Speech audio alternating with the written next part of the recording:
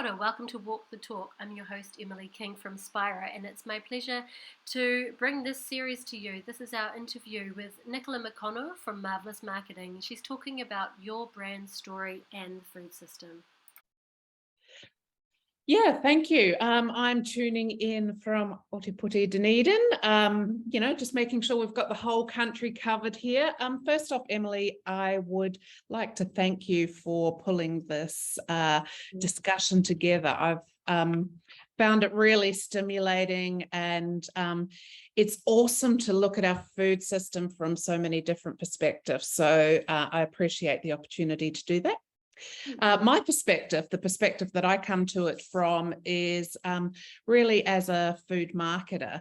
I've worked in marketing and comms all of my life, and now with my business partner, Kathy Bartley, we own and run the Outstanding New Zealand Food Producer Awards. We also own and run the New Zealand Chocolate Awards, and then we're contracted to run the New Zealand Champion of Cheese Awards and the New Zealand Ice Cream Awards.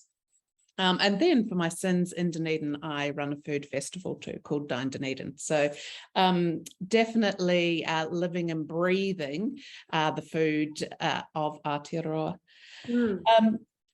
I guess, Emily, in terms of wrapping it up, you've already talked about it, but I got a lot of words starting with C from everyone who'd come before us. Collaboration. Yeah, definitely a theme. Connection. Yep.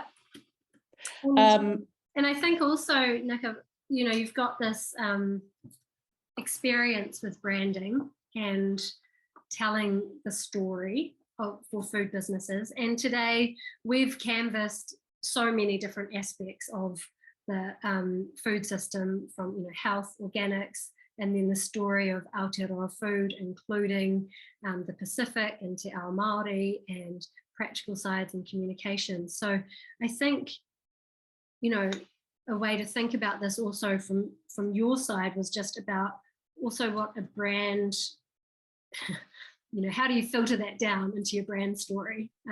We want to be here getting food businesses to communicate some of the topics and some of the crunchy things that we see in 2022.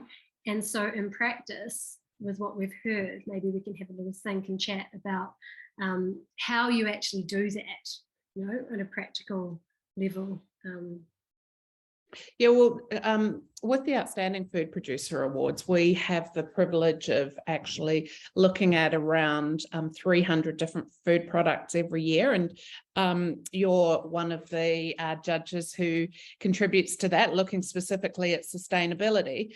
But the element that I look at a lot is the brand story, and spend quite a lot of time doing that. And we do actually, part of the points and that people get is that we're not just assessing the food on its flavour, taste and texture. We're looking at holistically. So we do look at how the brand or the food manufacturer or the farmer collaborates with community, how they connect, how they think about packaging and other sustainability factors. But we also look at how they tell their story, and we do award marks for that.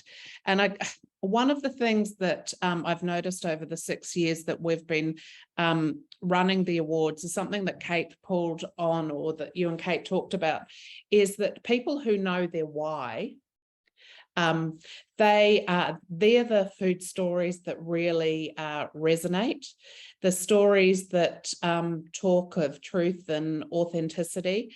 And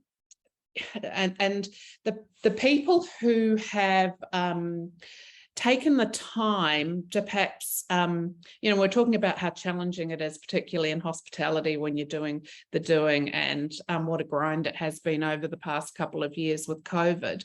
But the people who have been able to step back for a bit, ask themselves why they're doing this, and then take the time to articulate it, they do really well. And what I see is that they are actually walking the talk.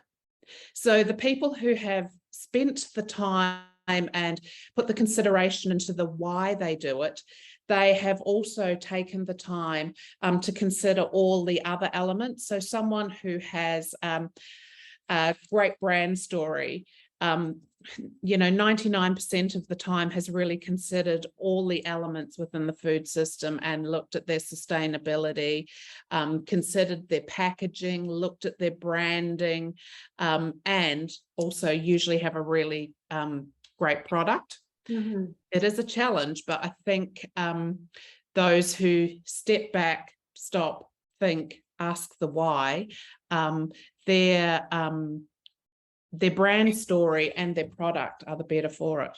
Yeah, nice. I can tackle that as a judge as well. When I look at, or myself and the other judges look at the sustainability of it, we don't know what's going on with tasting or anything like that. And that's all done, so to speak, blind. So you don't know who you're judging. And usually those who get marks that are high on sustainability, that's the social, environmental and community aspects of what they're doing, end up with a very great tasting product. And at the end of the day, it all comes together and we're like, oh, well, they were great with this. And it's because they have attention to detail, or they've gone the extra mile perhaps. And I think that's a lot of what Greta was saying about the innovation and the mahi and sticking to what you want to do and not giving up with that. So perhaps then it really is about that bigger, more holistic story of what you're doing and also why you're doing it. And if you're doing that authentically and you're doing that right, then it will come through in your product tasting, probably in your branding look eventually. I mean, you always start off thinking it's going to look like something, then it turns into something else. And perhaps that's it in a way. Obviously there's practical sides too.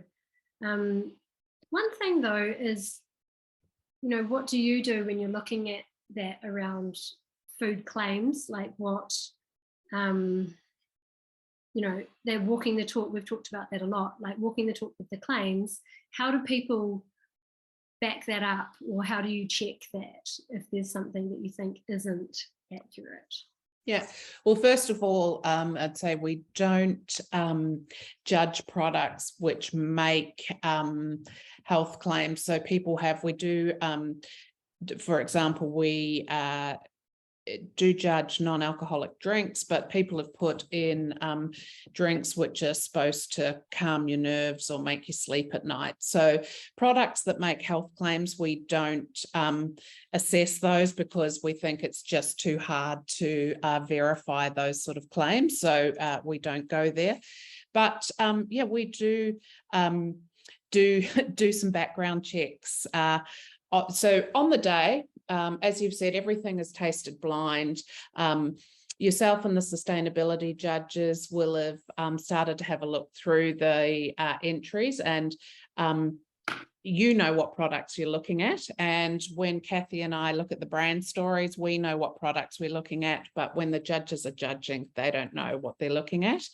Then after everything's been judged, we have about a week where we audit the results. So we go through line by line and we look at all the different products. We may call people and do almost like a reference check if we need to, because we want to ensure that any awards and accolades that we do hand out are handed out to people who are authentic and to products that do respect the environment and deliver on their promise. And I guess also thinking back to some of the points made earlier. So Kate mentioned this about communicating live and being accurate with some of those messagings. Kath, right at the start from Dietitians, was speaking about health claims and things like that to check in and ask. So that's quite a simple one. Organics has the certifications, although then we also know that sometimes that's challenging for different reasons. And Then there are new models that people may not have heard of. People might not have heard of huaparakori and understand what that is for a way of growing and making food. So there's lots of different things out there. There's also the Commerce Commission. So if you make green claims that aren't true, you can get pulled aside for that and severely fined or put out of business. And I think that's also one that people forget in terms of sustainability. You cannot make a false green or sustainability claim about what you're doing, because if you are found to be inaccurate about that, then there's serious repercussions for it. So yeah, I think we can also have a role there as consumers to keep an eye on it, around what people are inaccurately claiming. That was Nicola McConnell from Marvellous Marketing talking about your brand story and food. And I'm Emily King from Spira, your host in the Walk the Talk series. Thank you for joining us.